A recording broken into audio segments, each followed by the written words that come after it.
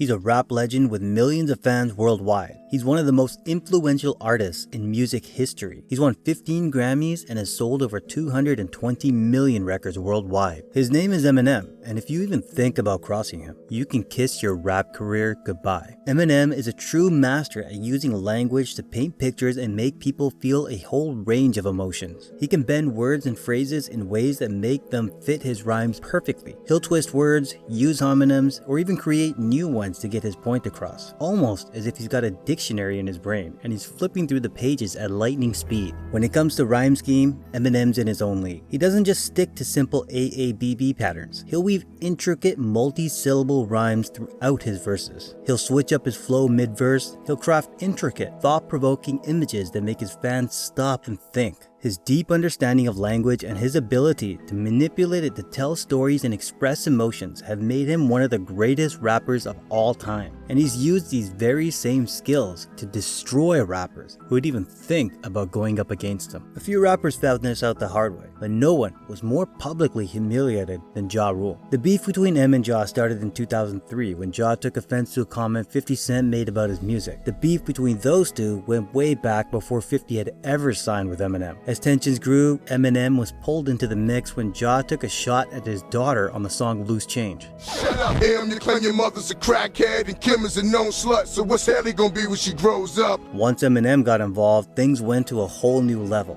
As one of the best lyricists in the game, Eminem knew how to make his words sting. He unleashed a series of brutal diss tracks aimed at Ja Rule and the rest of the Murder Inc. label. The diss tracks were relentless, showing Eminem's ability to use words as weapons. He didn't hold back, attacking everything from Ja Rule's music to his street cred. With the onslaught, Ja Rule found himself on the defensive, struggling to come up with any sort of meaningful response to Eminem. Before the feud had happened, Ja Rule was enjoying success as a consistent hitmaker with a growing fan base. He carved out a niche for himself, combining hardcore rap with sultry R&B vocals. But the power and intensity of Eminem's diss tracks combined with his massive popularity dealt a heavy blow to Ja's reputation. As the beef continued, it was clear as day that Ja was the loser in this battle. Every attempt to retaliate against Eminem were met with mixed reactions, and the rest of his album releases never gained any traction after that. Over time, Ja's career started to decline and he would eventually fade away from the rap world, although he would resurface when his name was linked to the infamous Fire Festival, although that's a topic for another video. Then there was rapper and media mogul Benzino. This beef, although less known than the one with Ja Rule, was equally as intense. It all started in the early 2000s when Benzino, who was the co-owner of The Source magazine, criticized Eminem's music and accused him of exploiting hip-hop culture. Benzino pulled the race card and said that Eminem was only getting praise and attention because he was white rather than because of his talent. In response, Eminem did what he does best, took to the mic and crafted a series of diss tracks aimed at Benzino and The Source. Nail in the Coffin and The Sauce were among the biggest. In these songs, Eminem accused Benzino of using The Source to further his own career while trying to discredit others. The diss tracks were relentless and hard-hitting. Not only did he defend himself, but also expose Benzino's hypocrisy and manipulative tactics and was able to turn the public against Benzino. Benzino's attempts to retaliate didn't do much to bring fans back to his side. His influence in the rap world waned and his career as a rapper never reached the same heights as it did before the feud. Then there was the unexpected beef with Mariah Carey and her then husband Nick Cannon. They were one of the only ones who managed to survive Eminem's onslaught and not have their careers ruined, but it did make for some entertaining back and forth. It all started when Eminem had claimed to have dated Mariah for a short while, something she denied. Those rumors are true, and I'm not going to deny them. So did you date him? No. Can I just clarify that I did not have a physical relationship with him? I did not have an intimate relationship. I've been with less men than I can, than on. This back and forth continued for years, with both of them occasionally addressing the rumors in their music and interviews. But things got heated when Eminem released his track Bagpipes from Baghdad in 2009, where he took shots at both Mariah and Nick. Mariah responded with her own song, Obsessed. In the music video, Mariah dressed as a stalker that looked like Eminem, who was infatuated with her real self. Eminem would come back with one of his most brutal diss tracks to date, The Warning, where he unleashed a barrage of insults and allegations against Nick and Mariah. Even though the diss diss tracks were harsh, it didn't do much to Mariah or Nick's careers. Mariah Carey was already an established superstar with a long list of accomplishments. Few diss tracks weren't about to take her down so easily. As for Nick, he was mainly known for his work as an actor and TV host. Music was further down on his list, and the disses didn't stop his acting or hosting. Now comes one of the more recent feuds, the beef with Machine Gun Kelly. This beef started in 2012 when MGK tweeted a comment about Eminem's daughter Haley, and M found it disrespectful. At the time, MGK was 22 and Haley was only 16, but the beef didn't really explode until 2018 when Eminem released Kamikaze. On the track Not Alike, Eminem called out MGK, reigniting the war between the two rappers. In response, MGK released a diss track Rap Devil, where he criticized Eminem's age, music, and even accused him of trying to sabotage MGK's career.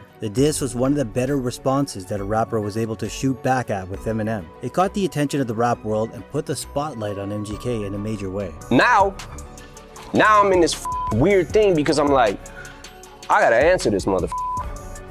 And every time I do that, I make them bigger by getting into this thing where I'm like, I wanna destroy him, but I also don't want to make him bigger. But Eminem didn't waste much time before retaliating with his own track, Kill Shot. In this track, Eminem dismantled MGK's claims, questioned his credibility, and showed why he's considered a master lyricist. MGK couldn't really muster up a response to Kill Shot. The hip-hop community spoke and it declared Eminem the winner. I had a clip ready, I heard Kill Shot, and I put that shit back in the holster. I'm like, oh, word, all right. The loss would impact MGK's career in a couple of different ways. On the one hand, it brought him a whole lot of attention and maybe even some new fans for being ready to go toe-to-toe with a legend. But on the other hand, it showed that going up against a rapper of Eminem's caliber is a risky move. Eminem's Kill Shot broke YouTube records for the most views within 24 hours for a hip-hop video. While MGK's career wasn't destroyed by the beef, his rap career certainly was. After the feud, MGK was forced to switch genres and started making more pop, punk, and rock music. Even though he's found some success in those genres, which resulted in a new relationship with Megan Fox, which he can't seem to keep together, he'll forever be known as a rapper that Eminem made switch from a tattooed up bad boy of rap to a pink outfit wearing rocker to save his career. When it comes to Eminem, one of the most defining parts of his rap career is his fearless approach to confrontation and the way that he can create narratives that discredit the other rappers. He's never shied away from a beef,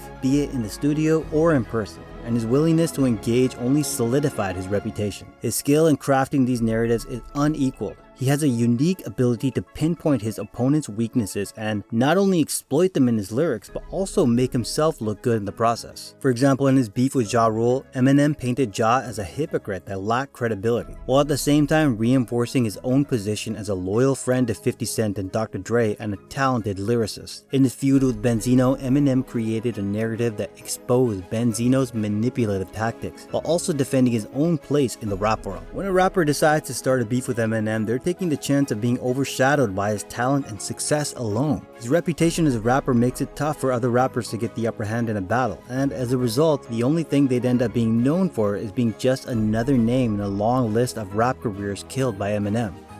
Trying to go against Eminem is a tough go for any rapper, and if you decide to take a stab at it, you better make sure you're well prepared, are confident in your rap skills, and are ready for the world to laugh you out of existence.